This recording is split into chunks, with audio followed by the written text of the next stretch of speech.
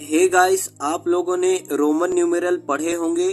आपको पता होगा 1 2 3 4 5 6 7 8 9 10 यानी कि 1 2 3 4 5 6 7 8 9 10 और इसके आगे वाले जो भी नंबर आते हैं उन सब का न्यूमेरल कुछ इस प्रकार से लिखा जाता है। जैसे आप लोगों ने ये तो पढ़ा होगा कि 1 2 3 4 5 6 7 8 9 10 इनका जो न्यूमेरल नंबर होता है कुछ इस प्रकार से लिखा जाता है। इसके आगे जो ऐसे 11 है 12 है इसके आगे भी लिख सकते हो। जैसे आपका ये हो गया 10 हो गया, 10 के बाद आप ऐसे लिख सकते हो 11 का, ठीक है। बट क्या आपने कभी सोचा है कि जीरो का न्यूमेरल क्या होगा? क्या आपने कभी सोचा है कि जीरो का न्यूमेरल क्या होगा, कैसे लिखेंगे? ठीक है, जीरो को न्यूमेरल में कैसे लिखेंगे? अगर हम लोग बात करें का जीरो का जो रोमन नंबर है क्या होता है, तो ये एक्चुअली में होता ही नहीं है।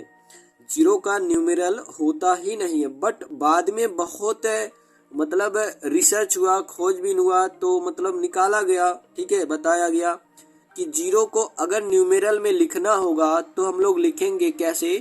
कैपिटल एन से लिखेंगे, ठीक है। किससे लिखेंगे? कैपिटल एन से लिखेंगे। अब यन क्या है तो ध्यान देना, यन जो है लैटिन में एक वर्ड है। किसमें? लैटिन में एक वर्ड है NULLA, ठीक है, जिसको हम लोग क्या पढ़ेंगे? नूला। क्या पढ़ेंगे? नूला। तो लैटिन का जो वर्ड है नूला, इसको क्या पढ़ोगे? नूला।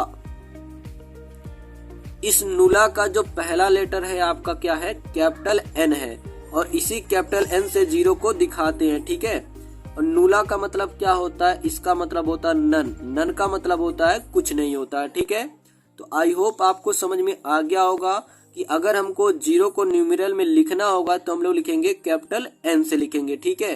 किससे लिखेंगे? कैपिटल एन से।